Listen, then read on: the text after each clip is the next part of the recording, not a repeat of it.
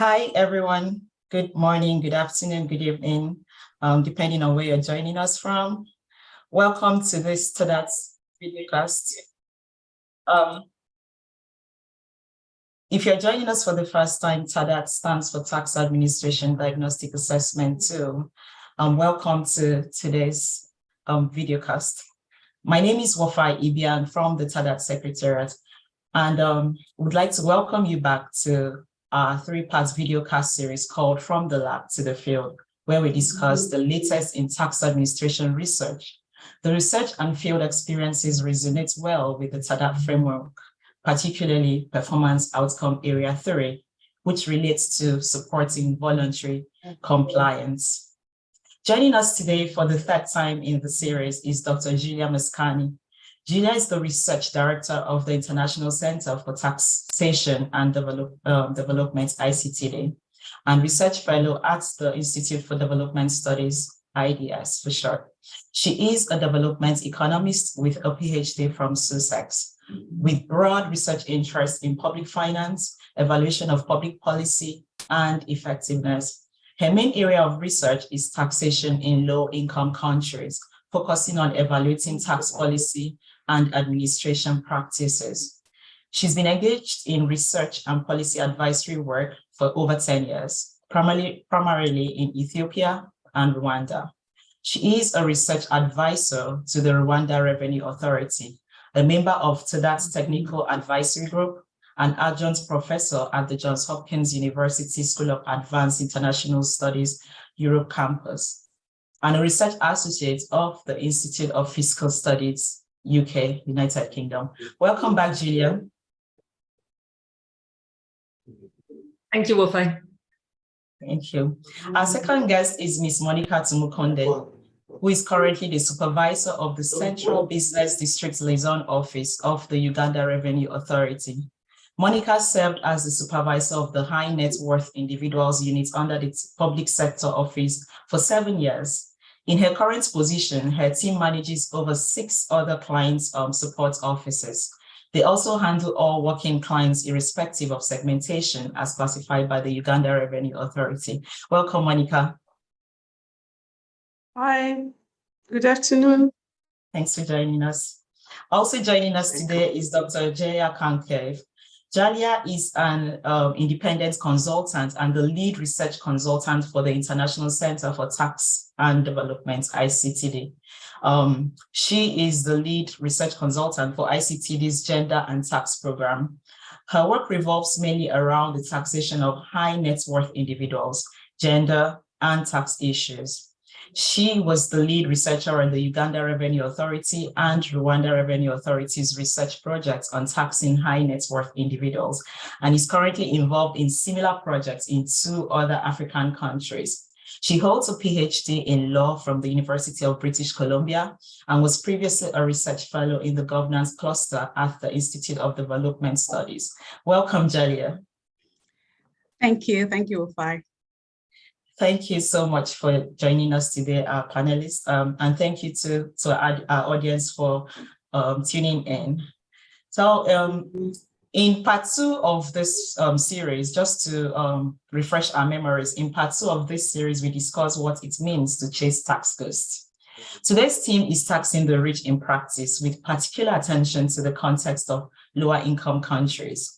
Before we delve into how to make it work in practice, Julia, please tell us more about the rationale for taxing the rich more. Should this be high on the Revenue Administration's agenda, and why? Thanks a lot, Wofai, for giving me a chance to open the discussion, and it's great being back in this podcast. So I think the short answer to your question is yes, taxing the better off or the wealthy. We might be putting them in different ways throughout the conversation. It's definitely something that should be quite high in the policy agenda for lower income countries, but also globally. And in fact, we've heard a lot about this theme in the past 2-3 years during the pandemic. This was a time when the wealthiest in the world have seen their fortunes grow dramatically. And at the same time, the crisis has pushed millions of people into poverty or deeper into poverty. So obviously those stark inequalities have pushed this theme of taxing the wealthy quite high in both in global debates and in policymakers' agendas. But I think it's important to keep in mind that although the debate was a lot about the wealth tax, this is not the only options that governments have. So there's many ways to tax the better off. There's possibilities to tax the incomes that comes from wealth, like capital gains. There's possibilities to tax transfers of wealth with inheritance taxes, for example. And of course, there's taxes on wealth itself, like the wealth tax, but also property taxation. And we know that in many low-income countries, property is where the better off store their wealth. It's a key way to store wealth. So I just wanted to link back to this current and recent debates and broaden out a little bit to taxing the wealthy in all its forms, and not just the wealth tax. But you asked about why. What is the rationale for even doing this in the first place? So let me try to cover maybe three things. The first is got to do with revenue generation. This is obviously a very high priority for lower income countries. Financing needs and spending needs are still huge to fund these ambitious development agendas that many low income countries have and are working very hard on. But at the same time, these countries work on half the budget of their higher income counterparts, about 15% of GDP as opposed to 30 to 40%. So wealth taxes or taxes on the wealthy can be a key way to fill that gap and to have more resources to fund things like physical, digital infrastructures, public services like health and education. And I think it's quite important to keep in mind that these are things that everyone cares about, including the wealthy. And in fact, the reason why we all care about it, and particularly the better off in society, is not only because these things are useful to ordinary citizens, but also that they are good for business. And many of the better off and the wealthy in society are engaged in business activities. So ultimately, having more revenue benefits everyone, including the better off. So there is a strong case for revenue generation, for taxing the wealthy based on revenue generation. The second, I think, very important point, I think, would be equity.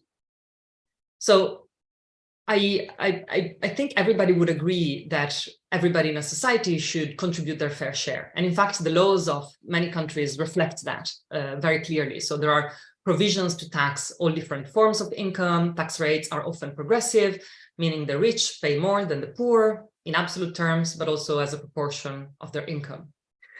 So in many ways, that is there. It's already recognized in the legal framework. But where there is sometimes inequity and unfairness is in the implementation and enforcement. So there are often uneven enforcement efforts when it comes to measures that impact more on lower income people and segments in society and the better off. And I think a good example of that is, for example, those massive registration campaigns that many revenue authorities have been engaged on to try to register lots of new taxpayers. And of course, there's a very big rationale for that. But the result is that there's lots of small and micro firms coming into the tax net, and we know they contribute very little revenue. So while there is quite a lot of effort going on to measures like that, on the other hand, there is still limited, I think, effort and attention to implementing better existing taxes that bear more heavily on the better off. I'm thinking about implementing better existing property taxes, or taxing booming activities that we're seeing in many African cities. African cities are booming themselves. There's rental incomes, capital gains that are potentially there to be taxed more effectively with the existing laws. The final piece of the rationale, I think, has to do with efficiency. I think it's important to keep in mind that if done well, even taxes on wealth itself can be a pretty efficient thing to do and can create much fewer distortions on economic activity than taxes on income or profits. In fact, if they're designed well, they can also tackle the problem of evasion quite well. So I know that one of the questions that comes up quite often is, well, if you tax the wealthy more, they're just going to go underground and they will simply evade. There is some truth to that, but it's also true that we have tools in good tax design to tackle that. So, for example, a wealth tax could be designed as a one-off tax, and it could tax wealth at the time the law is announced, so that there is very little scope for those who hold assets to actually move them around to evade and avoid taxes. So I think the bottom line is there is a very strong rationale for taxing the wealthy. There is a toolbox of different taxes, and there are tools in tax design for each one of those taxes so that they can be efficient, but also so that they can contribute to making the tax system fairer and generate more revenue for everyone. Now, in saying that, I don't want to paint a too rosy a picture. I know there are many practical challenges. I know there are many questions.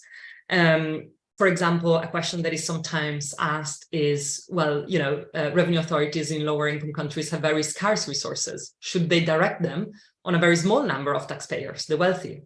And if they do that, how is it that they're not just going to go underground and maybe the whole effort will result in less revenue and not more revenue? So these questions are out there, and I think we're very lucky to have two experts, Jalia and Monica, who can talk a lot about these questions. And maybe Jalia, I can pass over to you immediately to ask you what's your take on these questions based on your extensive experience researching these issues. Thank you, Julia. And those are very valid questions, and the kind of questions that we often come across when we're doing research. In some cases, we've been asked, why spend the scarce resources on these taxpayers? Why don't you instead go and tax multinationals instead? Because you're more likely to raise more revenue by taxing multinational companies, as opposed to using those scarce resources to go after a very small segment of taxpayers. Does it make sense to do that? Just like you said, yes. It does, because, while these individuals constitute a very small percentage in many countries globally, they also have, a large share of total income in those countries. And so in addition to it being a matter of equity, it's also there's a potential of raising a lot of revenue, significant contributions to tax revenues by taxing them. If you look at high income countries, for example, in the United States, the top 1% pays about 37% of total income taxes. And that's even while, they engage in things like evasion and avoidance, they still collect a lot. In the UK in 2015, about, the top 0.2% contributed 15% of all the capital gains taxes that were collected in the country. So huge amounts there. And, those are high-income countries, but we have some examples in low-income countries as well. A study that was conducted in Rwanda, for example, found that the richest 1% contribute a total of 24% of personal income taxes under the real regime. So lots of figures. Monica will tell us about Uganda, but when the high net worth individual unit was set up there in the first year, it contributed 5.5 million, even without any audits being conducted at that point in time. So we know that there's great potential. We know that it's equitable. And, as you say, Julia, we know that the laws are there to actually tax these individuals in a number of countries. So, however, when you look at the evidence, especially in low-income countries, either these individuals are not on the registers, or if they are on the registers, they're not paying their total, they're not paying their fair share in taxes. A PwC study that was done recently talked about the fact that, there are about 14 million registered individual taxpayers in Nigeria, but about 96% of those come from pay as you earn. The self-employed and the wealthy are only about 4%. And that's not just the case in Nigeria. We see it very commonly in many other low-income countries where the bulk of personal income taxes come from people who are in formal employment. So there's a lot there that is, there's a lot there that is missing. There's a lot that could be collected in Uganda, as we said before. You look at the study that was conducted there, 71 top government officials in a 3-year period, only one is paying personal income taxes. So revenue is being lost. The next question you asked, Julia, is, what are the risks? Are there risks, in going after them? Will they go underground? Yes, the risk is there. The risk is real. And just as, any taxpayer, anytime you decide to go after a taxpayer, whether it's a corporation, there are ways in which they plan around that. They recharacterize their income, and research in, high income countries in the US, but also countries like, Colombia have shown that, every time whether it's introducing a wealth tax in Colombia, when that wealth tax was introduced, they either go into tax havens or they find ways in which they reduce the reporting that they do of their wealth. So the risks are there, the risks are real. But again, for purposes of equity, that doesn't mean that, we shouldn't go after them. Because on the one hand, we have the massive campaigns that you've talked about, where there's a lot of going after small businesses, where the costs for collecting that are quite high, with very little being collected, while there's this really untapped potential that a lot more could be collected, not enough is being collected there. And so the imbalance, but also the potential revenue lost is an issue. But I'll stop there for now and maybe pass it on to Monica and say, maybe sharing your own experience, Monica, in what was it like when you started ramping up tax collection on the wealthy in Uganda? What was their reaction?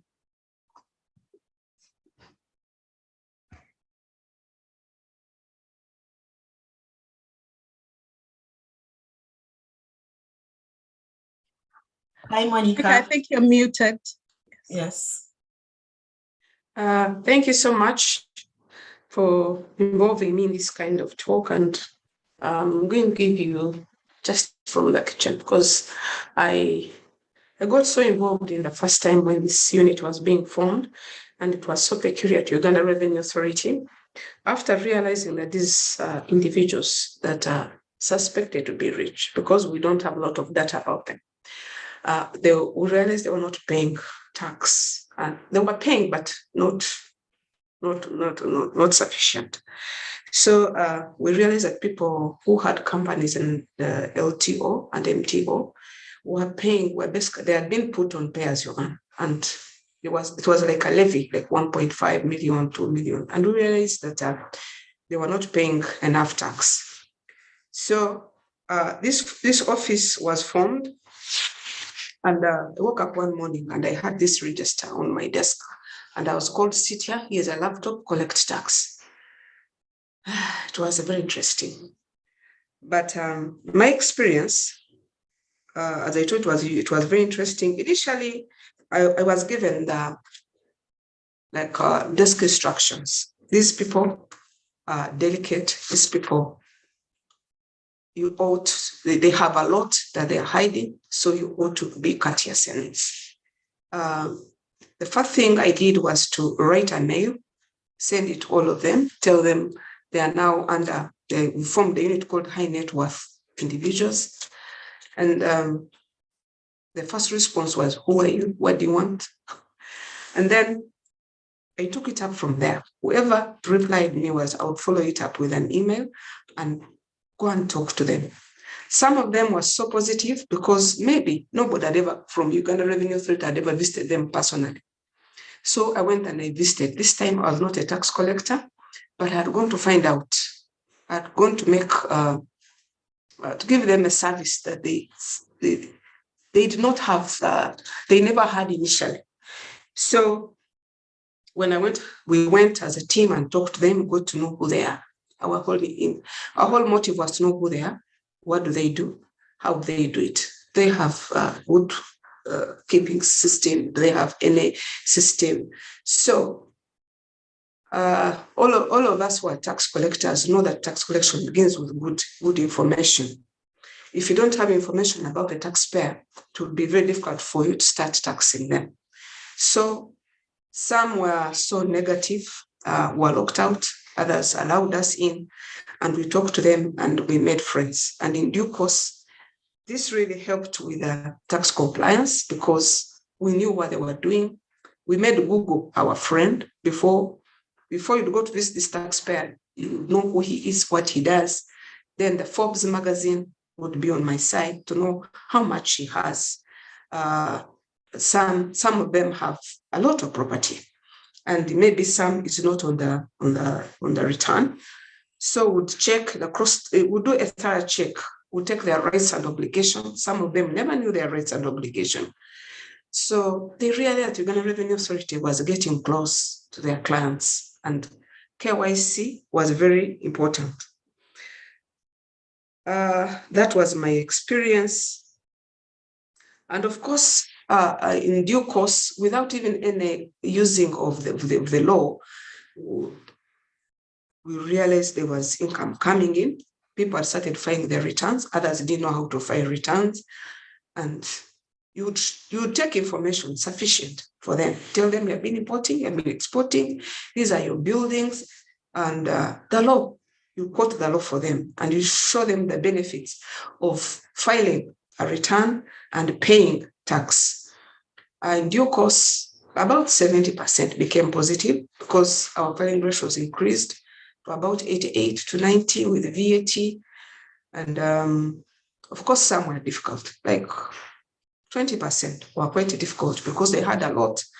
And they realized that we were catching up with them. So being courteous earned us a lot as Uganda Revenue Authority to change the mind. We had a mindset change for our clients because we were seen as the bad ones, the people who want to take other people's money. But with time, when we talked to them, when we became friends, it made such a big difference in Uganda Revenue Authority. And I used to tell the people I work with, collecting tax with a smile makes a difference with holding a cane. Sometimes holding a cane, people will go underground, they would hide a lot. But when some, not all, about 70%, when someone realizes that this organization is serious, they know what you own, they are not only being hard on you, but they're telling you your rights and obligations, people end up paying. That was my experience. And then the reaction, I think I've already talked about it. I had an example of some taxpayers that I would go visit at home because they have offices at home. I would even go, they would feel free to call you to come and join them. They would ask you. So initially that wasn't there. Whoever would say you're a Uganda Revenue Authority officer would hide because they knew we had come were not friendly. But this kind of friendly motive, engaging them every time and again, change the perspective, change the mindset. And I want, before COVID, we were doing well. Because when COVID came, it hit hard. Most businesses, and especially individuals who had rent, or because most of our high net worth had rent for property. Thank you so much. Wow, thank you so much, Monica, for that. Something you said that comes across is service delivery, to approach this from a service perspective rather than a tax collector perspective. Thank you so much, Monica, for that. Before I move on to Julia, because I have a question I'd like to ask Julia, I'd like to encourage our audience today to feel free to share your comments on, if you're joining us from LinkedIn, share your comments on LinkedIn through the chats there, or on YouTube. Also feel free to share your comments there. And as the discussion progresses, please feel free to post your questions there. And at the end of this discussion, we'll make time for our esteemed panelists to answer your questions. So Julia, now to you, from the research side, does this friendly approach resonate with what we know about tax compliance management? Are you surprised to hear it worked in Uganda, and can we expect it to work elsewhere?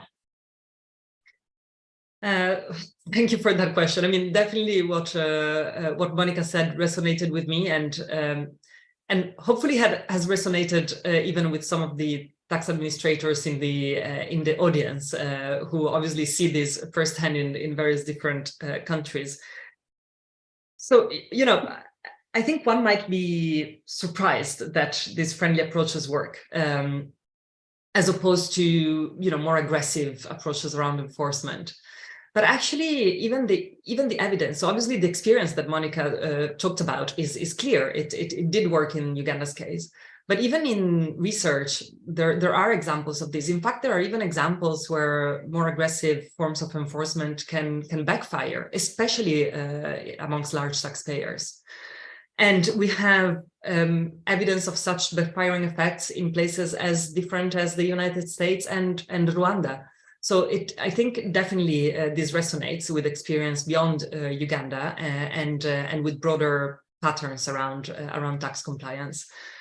I think it is probably quite safe to say that effective compliance management strategies need to include that aggressive enforcement. They need to include the friendly approach.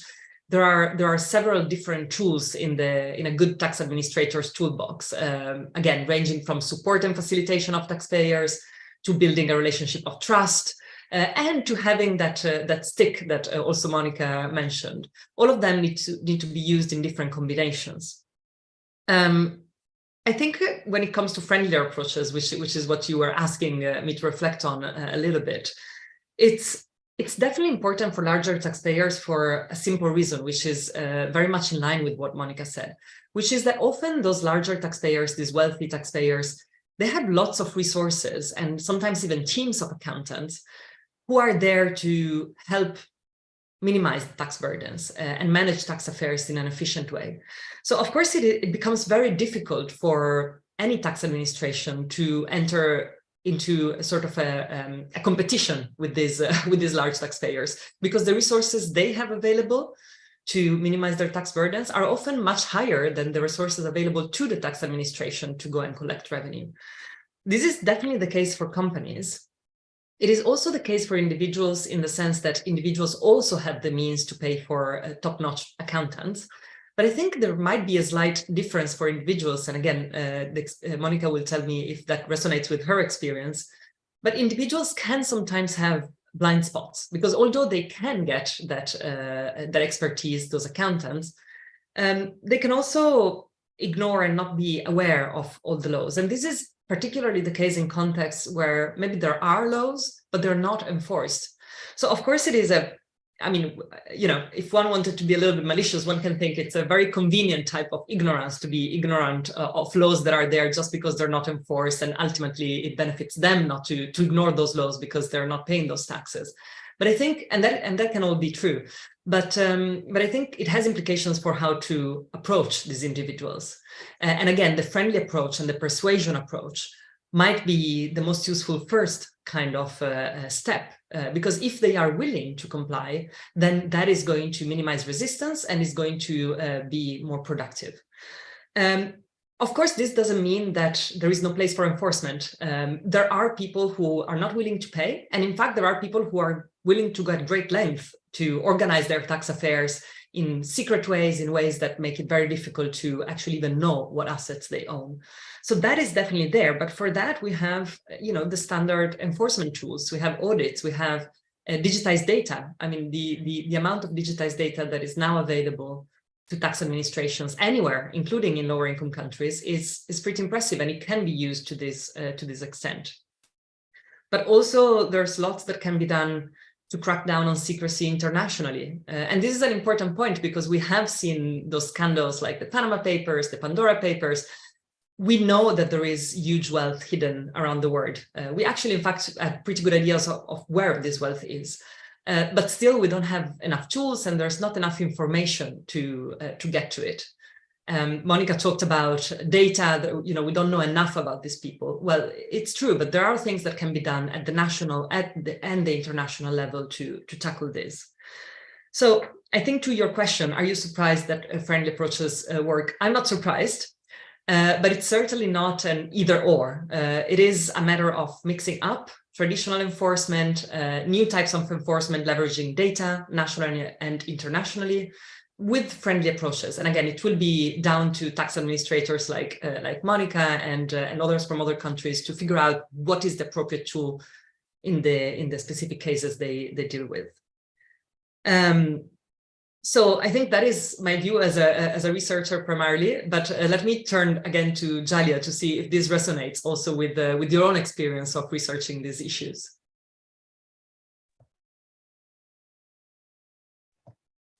Thanks, Julia. Yes, it does resonate. And other than the examples that we have from Monica, we don't have that many examples of high net worth individual units in low income countries. So a lot of what we're coming across in the research is how these units operate in high income countries.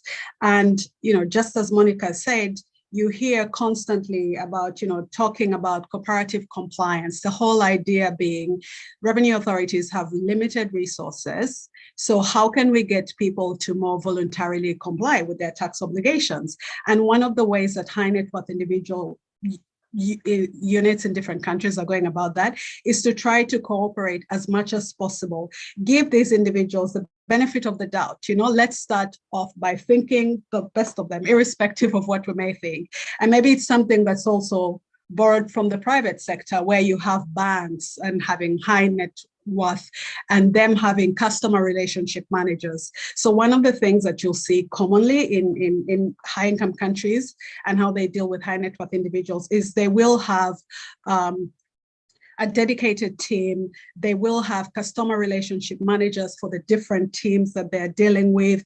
And they'll start by the things that Monica's been talking about. They'll start by educating them about what, their duties are as taxpayers. They'll also give them support in filing returns, tell them from the beginning, if you have questions, just come and talk to us. So it's about how do we cooperate with this group to get as much as possible out of them. So just like you say, there will be those for whom a friendly approach will not work.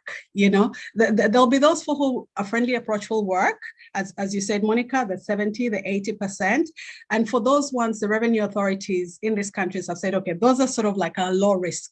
It doesn't mean that we're not going to, monitor their activities, but we're not going to put as much resources towards them because they've shown that, they're cooperating with us, they're reacting this, we'll check them every now and then. And then you have the other side. So think of it of a spectrum. You have the other side of the spectrum where, irrespective of what you do, they're not going to comply. And for those, they're then considered high risk. And so in such cases, you see, audits, you see penalties, and in some cases, you even see them being prosecuted, because if they go on and they're engaging in fraudulent activity, they go to the extent of prosecuting them. So it's that kind of engagement with them, depending and also rotating the different managers who deal with them. So that's what we find in research here. But I wanted to pass it again to Monica, and especially the 20% that you're talking about. We know this approach doesn't always work. So the 20% that you were talking about, how do you deal with resistance? And in the case, if I could add another layer to it, how do you deal with resistance, especially when it comes to politicians or politically connected individuals? What was your experience with that?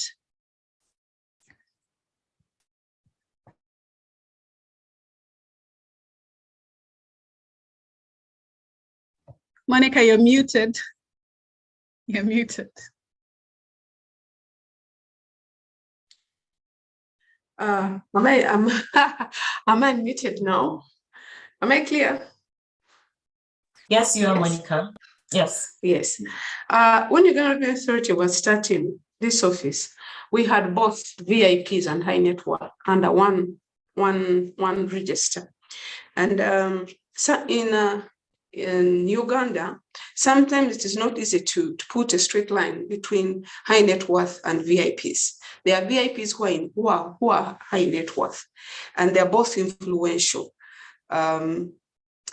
So when we got registered, it was a bit scary, because they are these big people, and they had to pay taxes, definitely.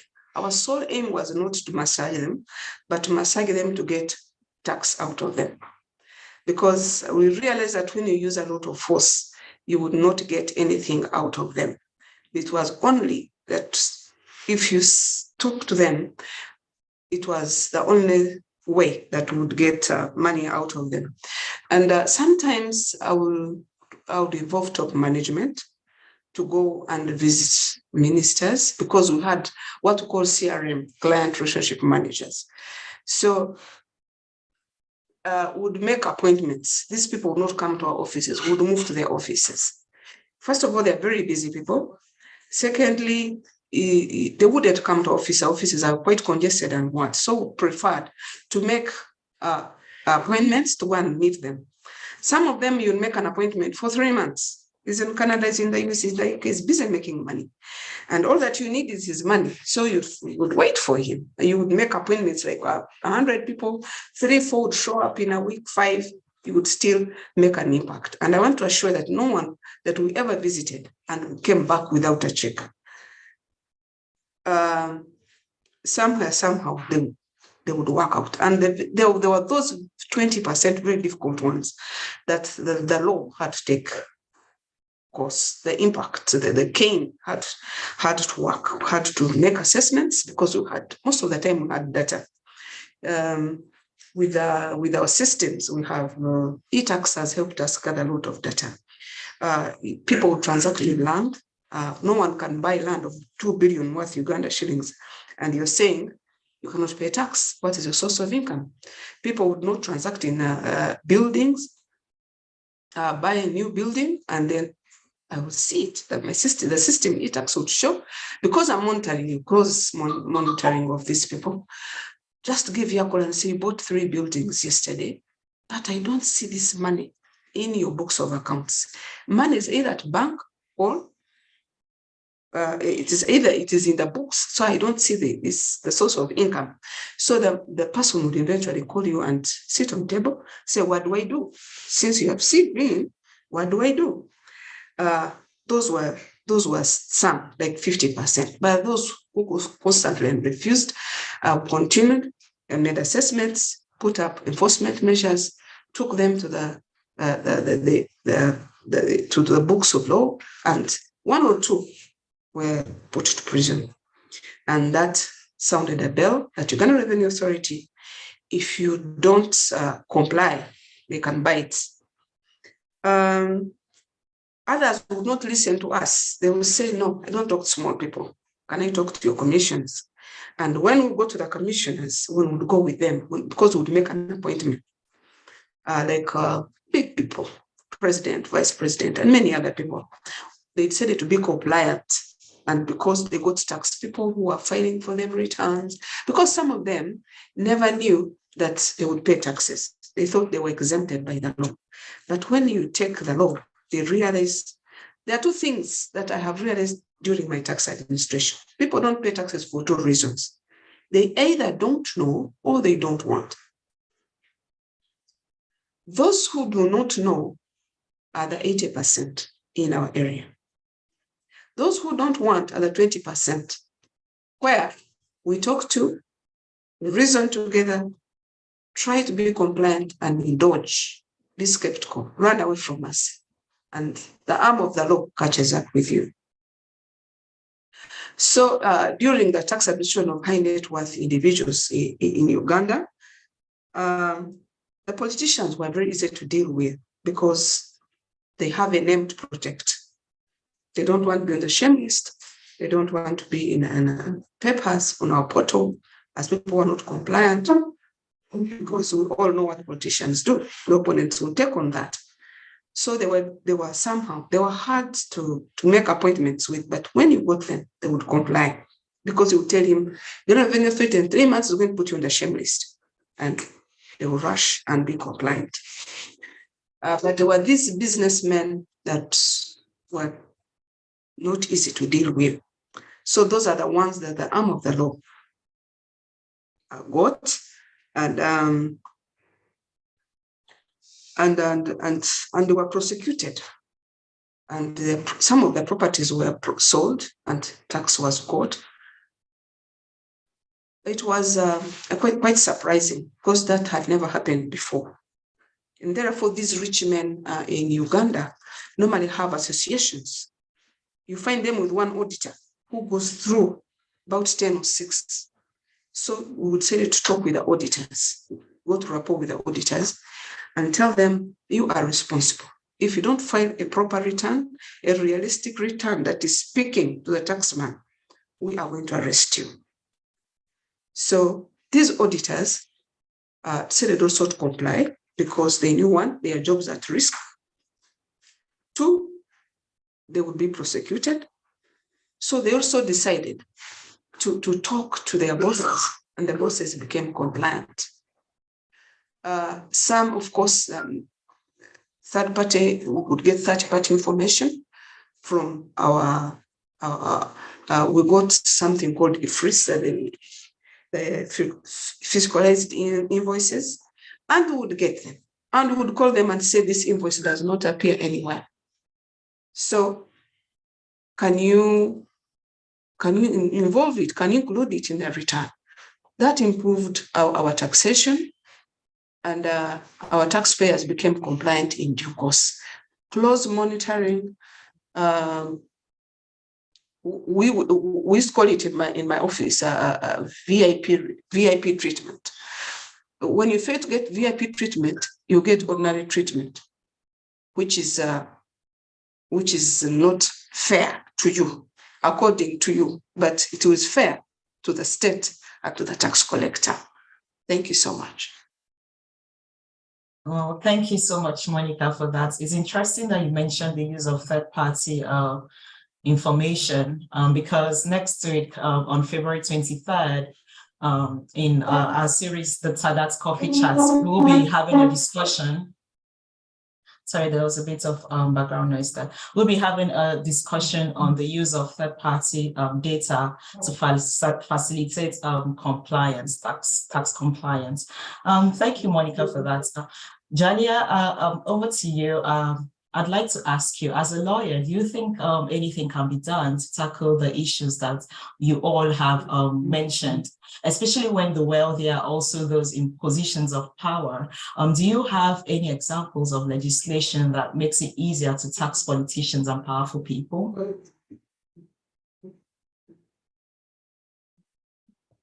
Jalia? Thank you. I was trying to unmute. Thank you, Wafai. Yes, we have a few examples. So in Nigeria, like if you look at the Personal Income Tax Act of Nigeria, they have a provision that anyone who's standing for public office, you want to be appointed or elected in public office, or as a chair or member of any board, public board, or any government body, then they have to present a tax clearance certificate for the past 3 years. And essentially the tax clearance certificate is, to show that you've been complying with your tax obligation. So before you can take up any of those top positions, you need to be able to do that. And URA actually did this when it set up its high net worth individual unit. So when it set up the unit and was trying to go for politicians, it was around election time.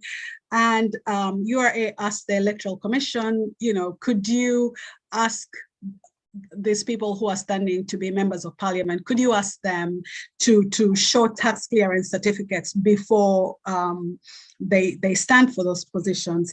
But because it wasn't in the law, the Electoral Commission said, oh, no, we don't have the mandate to do that. We're not going to be able to do it. But URA still went ahead and sent out those text messages and said, anyone who's trying to stand for an MP position, you need to do what? You need to show us your tax clearance certificate. And a number of people went to the URA and showed their tax clearance certificates, or actually paid taxes if they hadn't been compliant. So even revenue at that point was collected. So one of the ways that it could be done, especially for sensitive people, is actually put it in the law, put it in the law and and require that anyone standing for political position should show that they are tax compliant. The other way that we see it commonly being done, not really directly, is through, having withholding tax provisions in the law. We've talked about, Julia's talked about how, there's a lot of rentals coming up, big rental properties. And we see that in some laws, again, I think Sierra Leone and Nigeria have those laws where they say, tenants, certain designated tenants, when they are paying rent to these individuals, should withhold taxes from them. Of course, this is difficult to administer and monitor if you require an individual like me or whatever to have to withhold. But many of these individuals will invest in huge commercial properties. So mostly they're renting out their properties to maybe banks or to other companies. So these companies could act as withholding agents. And so if you have that provision in the law of, every time you're doing that, you need to withhold taxes, you need to fill in an information return telling us about, who you've withheld from, how much you've withheld, what gross rent they pay for what period. That really helps. As we've seen, the law is not a silver bullet. You can have it in the law and it still doesn't happen, but it's a starting point. And it can be used in some areas. But also, as we've seen, as Monica has said, that to also give the benefit of the doubt, and remember, taxpayer education is really, really important.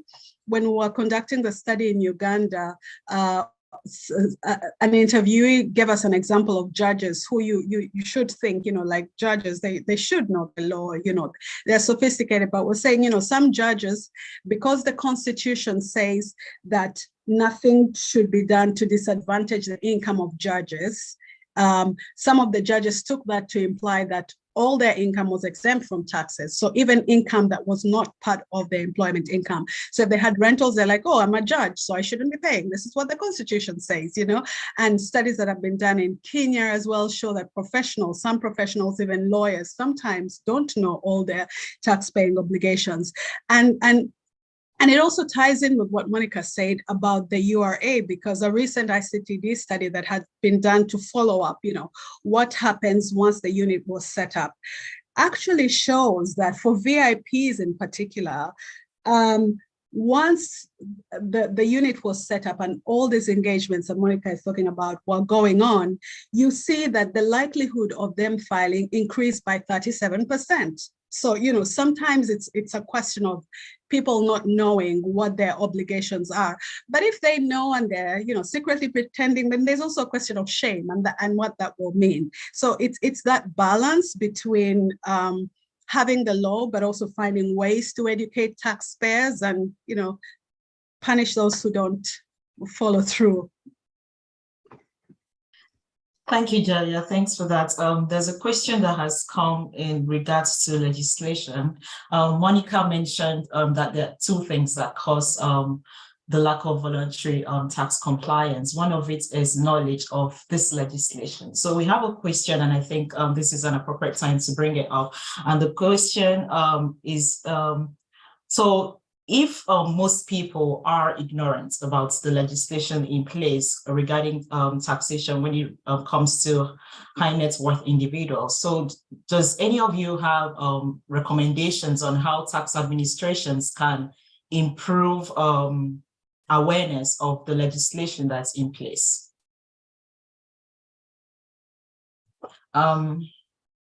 Maybe I should start with Monica, since she has the experience. Are there ways that the Uganda Revenue Authority have tried to improve awareness in terms of the legislation in taxing high net worth individuals? What we've done as URA, we decided to have breakfast. We invited all of them, and they came to the hotel, and we talked about taxation. And then we talked about different taxes. We talked the advantage of taxes. We showed them that this country belongs to them and they ought to pay taxes if they wanted to develop. We showed them basically the benefits of taxation. And I want to say that this improved their perception and their mindset change about taxation. Vigorous tax education is very important, especially if people are identified, and tax education is personalized. If somebody has rentals, go and visit him and tell him how we pay for rentals and show him how he can pay installments, pay 4 times in a year, tell him how it won't be strenuous. As I told you earlier, people don't pay taxes for 2 reasons. They either don't want or they don't know. And I'm talking about those who do not know. Those who do not know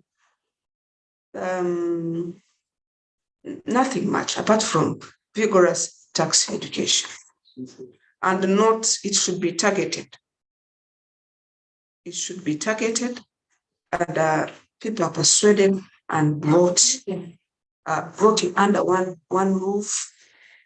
For instance, a country might be big, but you can like we have tax education weeks. Tax education weeks, and we go different regions, north, south, east, recognizing these taxpayers. And this has helped our compliance. And of course, showing them where if they fail to do the right thing at the right time, there's an arm of the law, and which most of them are not ready to forgo their businesses, to be prosecuted. So they would prefer to be compliant. Thank you. Thank you, Monica. Thank you very much. So targeted education of these individuals, and also having workshops, so to speak, about the legislation that's there concerning taxation. Okay, so I have a question for Julia, because listening to the case study, which is Uganda, for today's discussion, it seems like high net worth individuals are treated with kids' gloves in an effort to get more revenue from them. Is there a problem with fairness in this treatment approach when we know that many smaller taxpayers instead experience more aggressive practices? Julia? Thanks a lot for that question. I think I would probably frame it slightly differently, because yes, we know they are treated with kid gloves to a certain extent, but also we've heard from both Jalia and Monica about what happens when the tax administration bites, to use your language, Monica, but also all the laws that can be in place that that Jalia mentioned to support the friendly approach. So I think that view might not even be entirely accurate. I think there is something that Monica said that I think really captures the potential source of unfairness. And it is, so you said, Monica, earlier, you know, the wealthy get the VIP treatment first. And if that doesn't work, then they get the ordinary treatment. And I think that is the key, because what happens for many of the other taxpayers is they go straight to the ordinary treatment. And the ordinary treatment is often a treatment that feels a lot more aggressive, and it's a treatment that makes the experience of tax paying a lot less pleasant than for high net worth individuals or the wealthy. And this is something that we see. It is definitely a difference between smaller and bigger taxpayers in their interactions with tax administration. And this is an issue aside from the specific point on high net worth individuals. Any larger taxpayer will have access to a very different kind of tax official, to a very different kind of approach than smaller taxpayers. And as a result, the service they get out of the tax administration and the experience they get of the tax system is very different. So for example, Monica mentioned before large taxpayer offices, medium taxpayer offices. This is usually where you find the most qualified tax officials. It is where you find fewer taxpayers. So each tax official has more time and resources to dedicate to each one of the individual taxpayers under that unit. that makes a huge difference in the whole experience. So there is some degree of unfairness there, and in fact, at the ICTD, we are doing currently some research exactly looking at those interactions between taxpayers and tax officials. And as we interviewed both taxpayers and tax officials about those interactions and those experiences of the tax system, the difference between large and small taxpayers came out very clearly. And in fact, came out very clearly, both from tax officials and from taxpayers. They know there is this difference, and there's definitely a perception of that unfairness. Said that, I think the approach shouldn't be to treat high net worth individuals aggressively because we know everybody else is treated aggressively. I would rather do it the other way around. The gentler and friendlier approach that has been used with tax officials, with the wealthy, especially in the first instance, because of course the second step is, if I can convince you with a friendly approach, there are the laws and there are the harsh punishments, including prison. But giving that chance for a friendly approach and for taxpayer education is something that should be extended at all levels, including for smaller taxpayers. And I'm particularly passionate about tax education. It's been a bit of an obsession of mine recently because, especially for smaller taxpayers, this is such an important part of their decision to comply. In fact, even speaking about the decision to comply for those smaller taxpayers is misleading because many of them are not quite sure exactly what they're doing. They're confused with tax laws. They're confused with the requirements. They're overwhelmed with the rules around reporting for taxes. And I think to use Monica's categorizations of those who don't know and don't want, many of the small taxpayers don't know more that they don't want. So that friendlier approach, extending it to segments of smaller taxpayers, perhaps learning from the experience of taxing high net worth individuals, and trying to make sure that nicer approach and customer-oriented approach is not only reserved to larger taxpayers, but to smaller ones, I think is definitely one of the big challenges.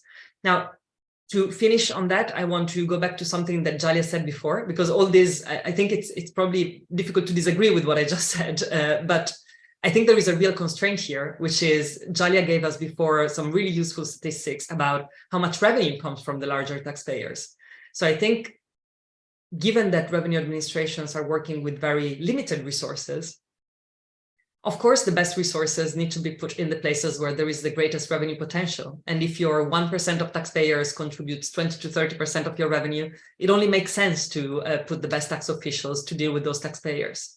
So there are some real constraints there, but at least in terms of aspirations, I think aspiring to bring that friendlier approach to everyone should definitely, I think, be the guiding principle there.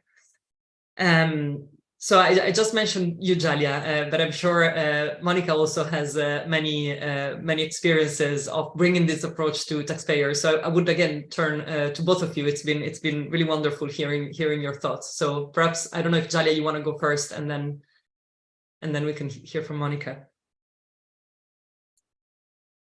Yeah, thank you. Thank you, Julia. And it's an interesting question you raised, Wafai, which when we did the ICTD study in Uganda and we were disseminating it, we faced a lot of pushback from civil society.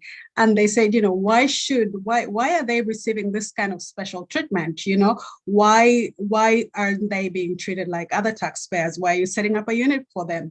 And it's a concern. It's a valid concern, and one that we see even being raised in high-income countries. When the UK tax body, HMRC, was audited in, I think it was about 2016, one of the questions that was raised was actually around that. And they said, why this whole idea of customer relationship managers, right? It makes a certain group of taxpayers feel, special. Why are you giving them this kind of special treatment that other taxpayers do not have access to? And it can be risky, it can be risky that a cozy relationship develops between a tax administration and the taxpayers. You have these managers, depending on where you're going, you go maybe to their places and you have a cup of tea and you sit and you relax and you forget. So there are risks to it. And so but then what makes it, in addition to what Julia said, why what makes it important is, and this can sometimes be different depending on whether you're looking at a high or low income countries. In high income countries, it's been mainly because these individuals get involved in really sophisticated tax planning schemes, right? So just as you'd have multinational corporations as opposed to a sole proprietorship run, by a family, they engage in those complex schemes. So it's an opportunity to monitor, to scrutinize the operations, to get your best people there who know the technical aspects of it. So it's not just about special treatment. It's also about who do we need to get there to understand what is going on. Sometimes they bring in people from the private sector who've previously been there to run these units because they know how that works. So it's not just a question of special treatment, it's also a question of scrutiny.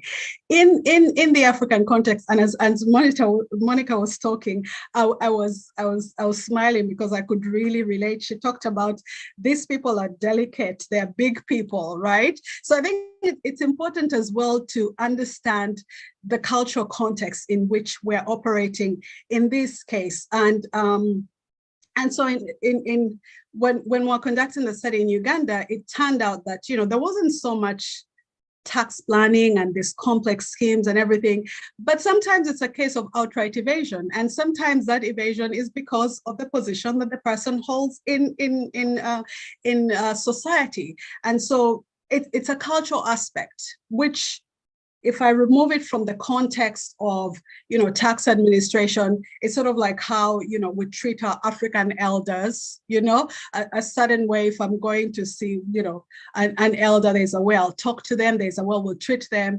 And so it's also taking into account in high income countries, you'll speak to a politician anyhow, and there's not so much trouble. So when we were doing the research on Uganda, I remember we sent a questionnaire to the Australian Tax Office, and we asked, how do you deal with politicians, And they're like, no, we deal with them like any other taxpayers, right?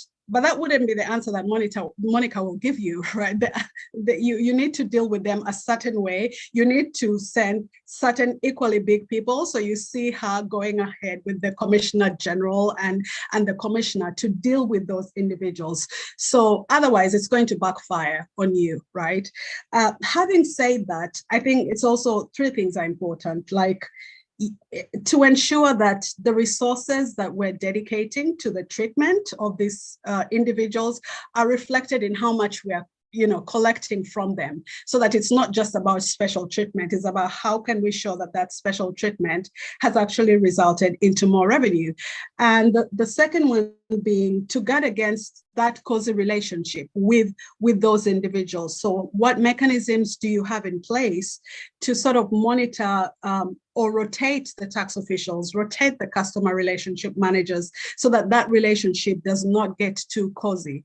And then lastly, as Julia said, instead of thinking of punitive all the way, if these mechanisms are being employed to this category of taxpayer, how can we then transfer that to other taxpayers as well, so that the special treatment stops being special, for lack of a better word. And I'm going to stop there and send it to Monica, because Monica, I know now you've moved from the high net worth individual unit, and you're dealing with a variety of taxpayers. And I would just like to hear some more about what has your experience been with this? Like, do you see this gentler approach applying to smaller taxpayers? And if so, what does it look like?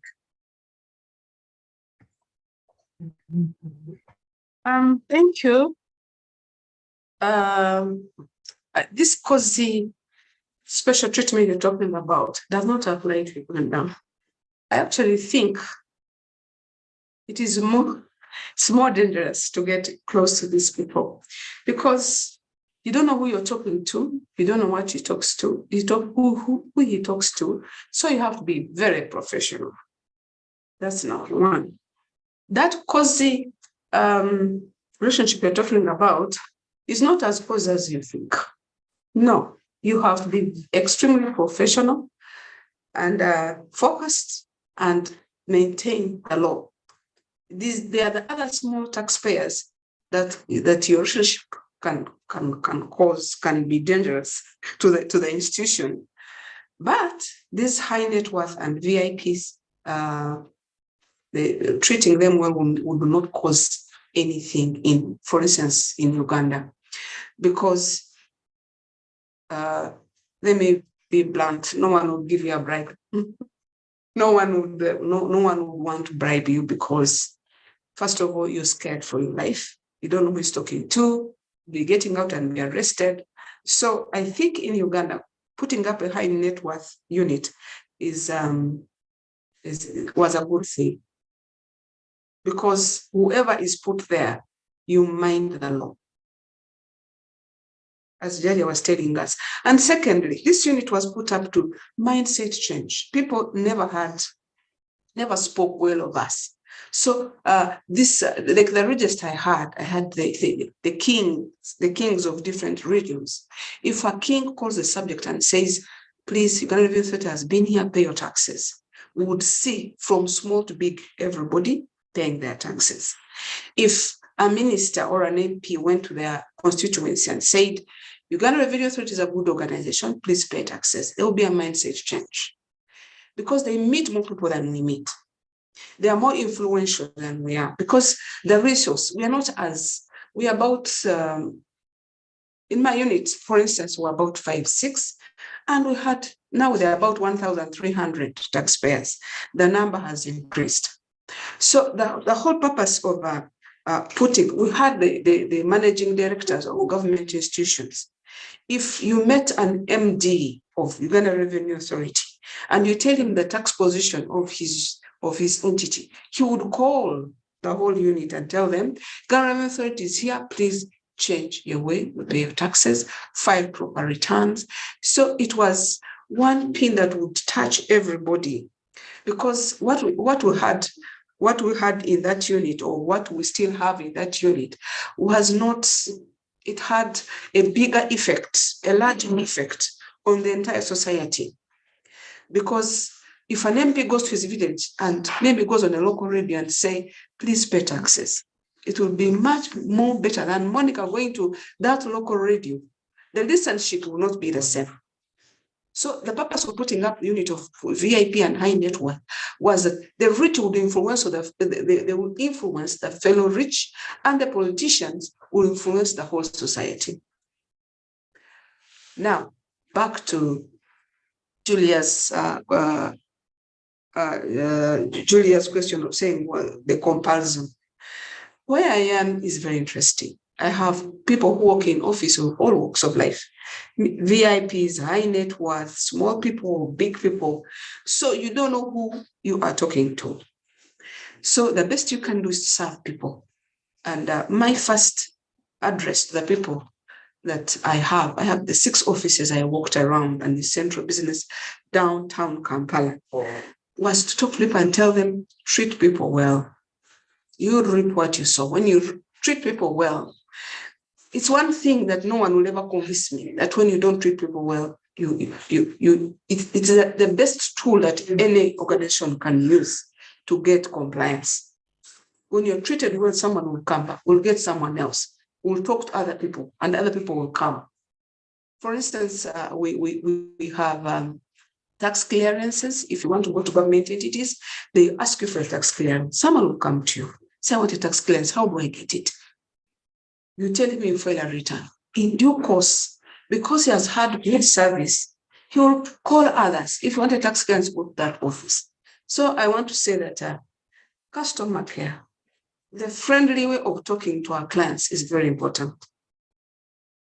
And I must say that we have registered more people, brought people on board, just because they come, they know URL is a friendly organization.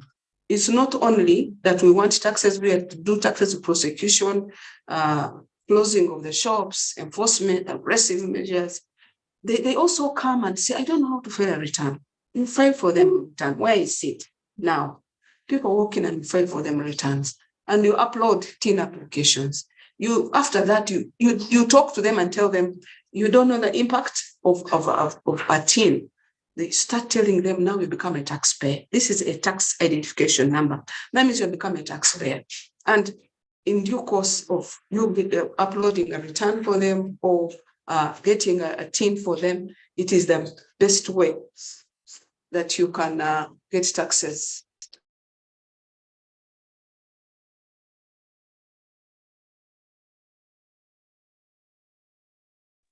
It is the best way that you can do tax education, cheap tax education, voluntary compliance, which is the best method of collecting taxes.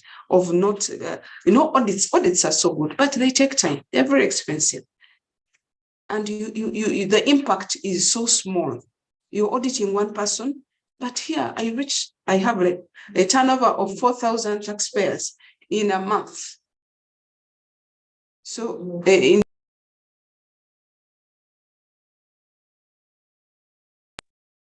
in due course, I reach 4,000 people in a month. So with those very many things I've said, thank you so much. Thank you, Monica. We can see that Monica is working in a very busy unit, hence the distractions. She's in a very, very busy team presently. Thank you so much, Monica, for that. Monica, still to you, you have some lessons learned in the process of working, in the course of working with the high net worth individuals unit that you would like to share with other tax administrations. You also mentioned that you co-authored a paper and you had some findings that you could share that would help tax administrations facilitate voluntary compliance when it comes to taxing the rich, so to speak. Would you like to touch on that a little bit? Before you do that, I would like to apologize to our audience. I know we've gone a little bit over time, but you would agree with me that there is a lot that our panelists have to share that are very, very insightful. So our apologies, we have to go over time a bit, and it will be worth it, trust me. Monica, over to you. As I was working, the high net worth and VIP unit was under public sector office. And the public sector office, we had ministries, departments, and agencies. And the heads, why the VIP and high net worth individuals were put under public sector office, was that the heads of those entities were our clients. And they were so effective. As I was telling her, I told her that we can look at government entities, because as the individuals come to the unit, they lead entities. Those entities, if I was talking about governments, departments, and agencies, initially before this unit was formed, we were not collecting as much money as we're collecting to date. So I was thinking low-income countries can adopt this public sector office, where all government institutions interface, and you're able to see, for instance, the registration authority, the national where we get the national IDs, and then we interconnected with the Ministry of Finance and the central bank. So I wanted to, I don't know, you can look at it. You can look at it as one way of collecting taxes, because government is a big spender. Therefore, the pay as you earn, the withholding tax, mostly the 85% comes from government. So if low-income countries, if they ignore looking at government that has got very big contracts, like the road authorities, they have very big contracts. And if you don't look at their withholding tax, then you are missing something. If you don't look at pay as you earn from this big government organization that have got very many projects, you find like the Ministry of Health in our country has got like 90 projects. And there's the same people working in different projects. So you find them, people are enjoying double thresholds. They're not using the exchange rates. Some of the projects don't even have TINs. But if you put up this government, a unit that monitors government business, the PSO collects about 300 to 400, 300, 200 billion on a monthly basis. We're just monitoring government business. And because I worked there, I realized that maybe other African countries or income countries would benefit from this experience that I have seen. I've seen it work because initially, they used not file returns, and therefore auditing them was hard. They used not to, they would pay. Sometimes money would bounce back to their accounts because nobody's monitoring them. Money would end up back on their company. They would use it for other things. Local government has so many employees, and these employees, some of them would not even be on pay as you earn. But if you get someone to monitor them, close monitoring, it would improve tax collection. That's what I wanted to introduce here. Thank you. Thank you so much, Monica. Before we go on to the questions we have from our audience, you have a couple. I'd like to say it's interesting that you mentioned different divisions, departments talking to each other, because at the TADAT Secretariat, we have what we call TADAT linkages. So it highlights that like everyone should talk to each other. And there's a lot that can be avoided when that happens. Thank you, Monica. So we have a comment and question from John Kimutai in Kenya, which I think has been addressed, but I'll just read it anyways. He says, high net worth individuals in Africa is a politically exposed person. Many are politicians. What is the experience with this? I think in the course of the discussion, this has been addressed, John.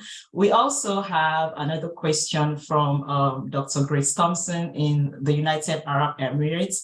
She says, it is a continuum of taxpayer relations from friendly and customer-oriented approach on one end to coercive on the other. How is this continuum managed equitably for taxpayers across different brackets in practice?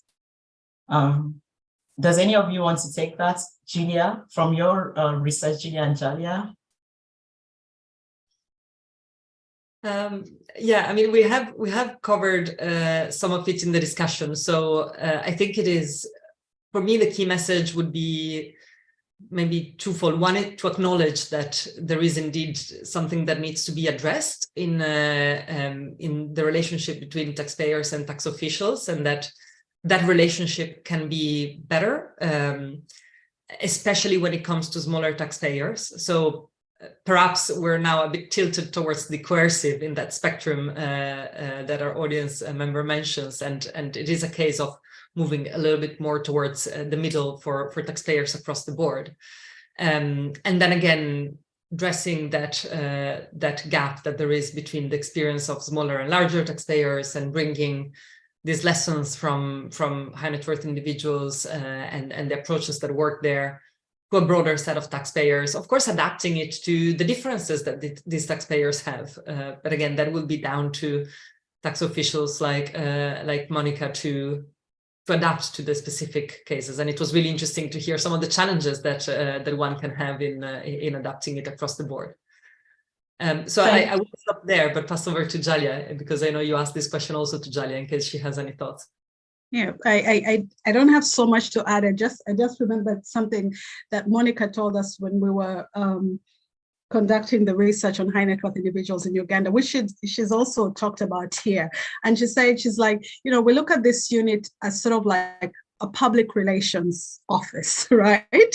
So she's like, our goal is to go and educate, our goal is to go and support, our goal is to go and help, So in thinking about revenue administration as not something that needs to be feared, but as something that would support businesses and small businesses including, and having that like in collaboration with taxpayer education would do a lot, because as we're seeing from this discussion, compliance is not just about not wanting to do it, it's also about knowing. And once taxpayers know, they're more likely to comply, so you're less likely to have to engage in all this other using the stick, for want of a better word, because many times the stick is used on people who don't even know that they're supposed to be fulfilling certain tax obligations. Thank you, Jalia. Yeah, earlier on you mentioned something about high net worth individual offices, the units. You said there aren't many high net worth individuals units in tax administrations in low income countries. So I think this question is for you. It says, has there been an attempt to associate the high net worth individuals with their networks, individuals or business entities?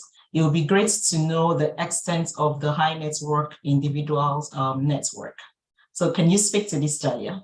From your research, like what have you seen out there? Thank you for that. I'll speak. Like I said, there are not many, and I think Monica might be able to tell us more about this. I'll tell you an example of where we've seen this is not a low-income country, but in Australia, for example, they started off with high net worth individual units. And then with time, they realized that these individuals were actually closely associated with companies, right? So with time, they moved away from having just a unit that deals with individuals, and then they sort of establish what they call wealth groups, so that you're not just looking at the individual, but you're looking at the individual along with their businesses, along with things like trusts and whatever it is. And it's a useful way of looking at it, because in many ways, in many of the studies that we've conducted, whether it's in Uganda or Rwanda or Sierra Leone, and another thing that constantly comes up is that there is a very the line is very blurred between the owner of the business and the business itself. So it might be a company, but the director, shareholder, this is the same person. So this person will likely go and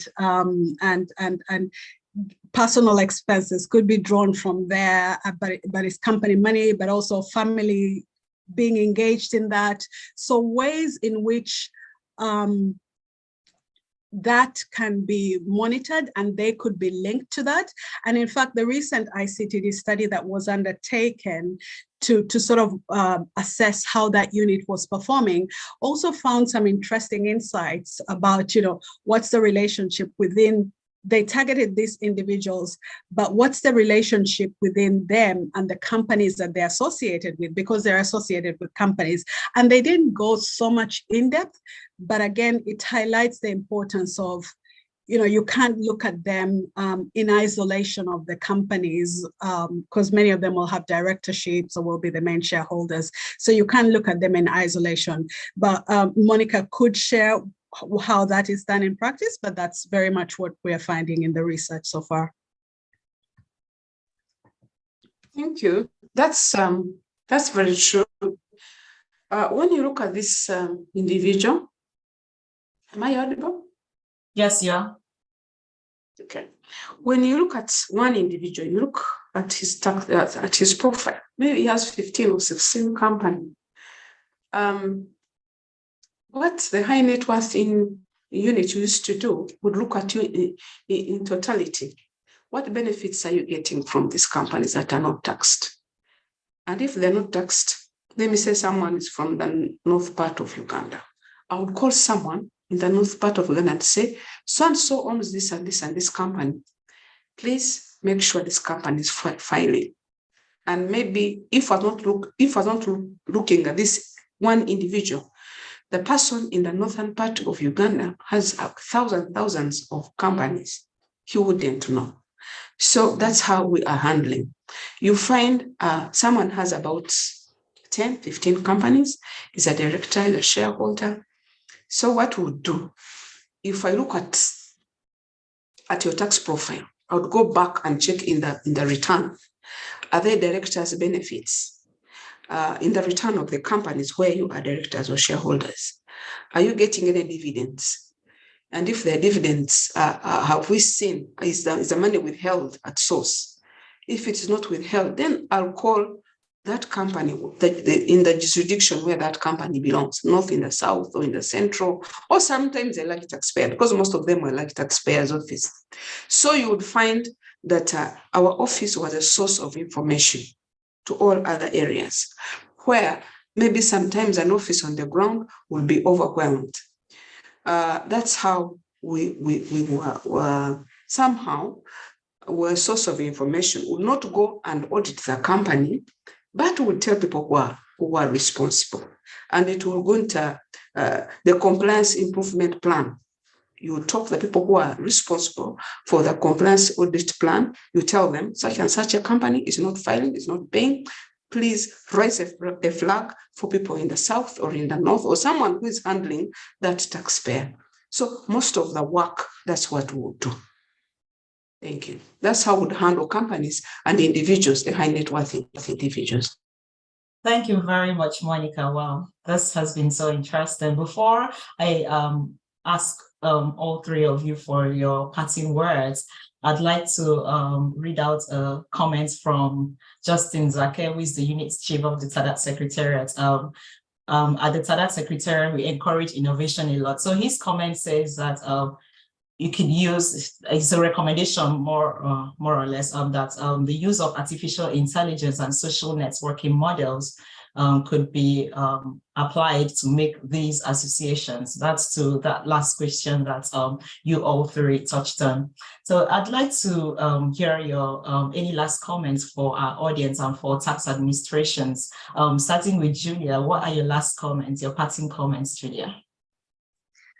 Well, thanks a lot. It was an excellent discussion. I learned a lot myself.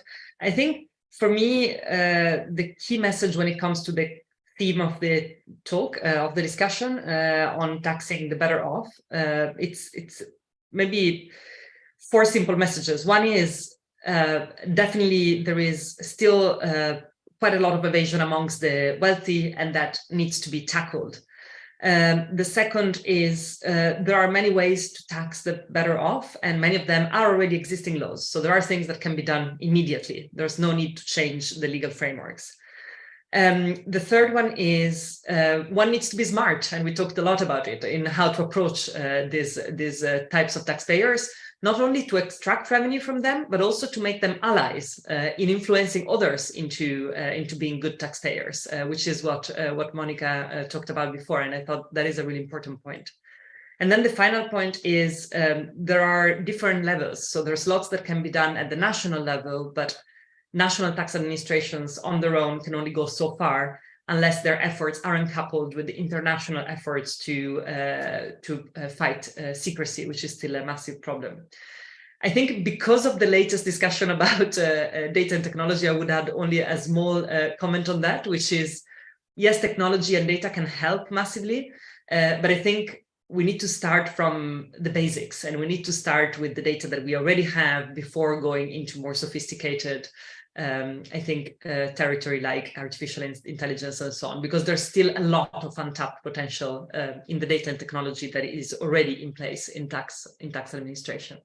So I'll close with that, and thanks again for the opportunity to have this discussion. Thank you so much, Julia. It's really nice to have you here. I'll go over to Monica. Do you have any parting words for our audience and also for tax administrations? My last words are, we can collect tax with a smiling face in a friendly environment, and we still achieve what we want to achieve in a very cheap way. And it creates mindset change. It changes the hostile environment to acceptance of the tax collectors. And at the end of the day, all that we need is to collect taxes. The aggression can come later. With those few words, thank you so much. Thank you, Monica. I'll end with Julia. Thank you, Wofai, and thank you everyone, the panel, and the questions that came in. I've really enjoyed this. I'm going to end mine with a story. I like, this is not something that I'm very proud of, but I do it anyway. I like bargaining, right? So many years ago, I took some of you will call it taxi, some of you will call it a cab, depending on what country. So I was trying to take a cab from somewhere in Kampala called Wandegea to my mom's place.